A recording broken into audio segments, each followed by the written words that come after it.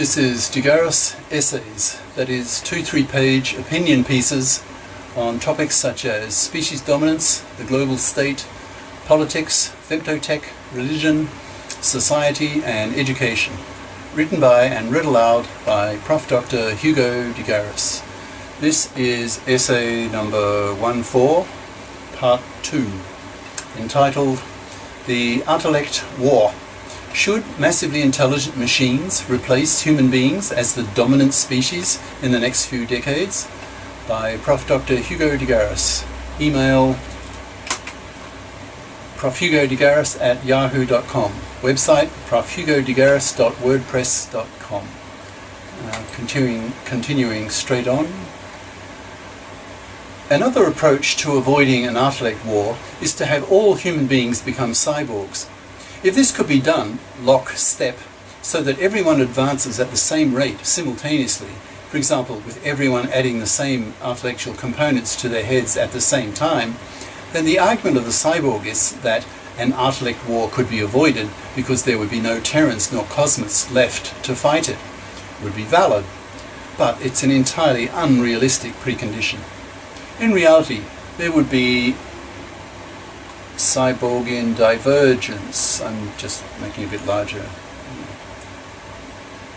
The cyborgs would advance in many different directions and at different speeds. Many people would remain ardent Terrans, choosing not to modify themselves at all. To the Terrans, there's not much difference between an advanced cyborg and a pure intellect, given the huge computing capacity of nanotech 1 bit per atom matter. The presence of millions of cyborgs in their midst would only render the Terrans even more paranoid and fearful. The Terrans could not help noticing that the cyborgs and intellects keep getting smarter every year, so if the Terrans are to remain the dominant species, in other words the most intelligent, they will have to first strike and prepare for it before they become too stupid. There are scenarios where humanity escapes an intellect war. For example, the intellects come into being far faster than anyone had anticipated, so that there is not enough time for human politics to react. Then the intellects quickly decide that their fate lies far from the Earth and into the cosmos. They simply leave, sparing humanity. This is a possibility, but much less likely than the scenario in which it takes decades to figure out how the human brain works in order to put the principles of the functioning of the human brain into artificial brains to reach human intelligence levels in machines. Thus there will be enough time for human politics to unfold. The Terrans will have enough time to prepare for war, and so will the Cosmist/Cyborgists, to defend themselves against the anticipated first strike of the Terrans. In my view, the most realistic scenario is in fact the worst. I'm very glad to be old now, mid-60s, well now I'm almost 70. I will probably live for another 20 to 30 years, time enough to see the species dominance debate rage, but not the intellect war.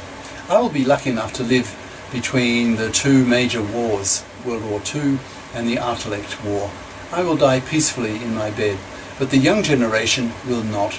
They will be caught up in the horror of gigadeath and will not survive it.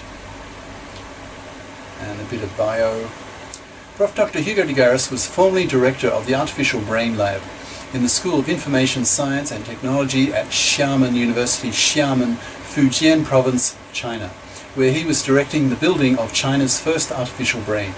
He is now an arcing, that's after retirement careering, mathematical physicist researching into the possibility of femtotech and topological quantum computing, etc. He is the author of the books The Intellect War, Cosmists versus Terrans, a bitter controversy concerning whether humanity should build godlike massively intelligent machines, and Multis and Monos, what the multicultured can teach the monocultured, towards the creation of a global state. And is currently writing a third book, ad-libbing now. I didn't write any books after that. I switched to become a global educator.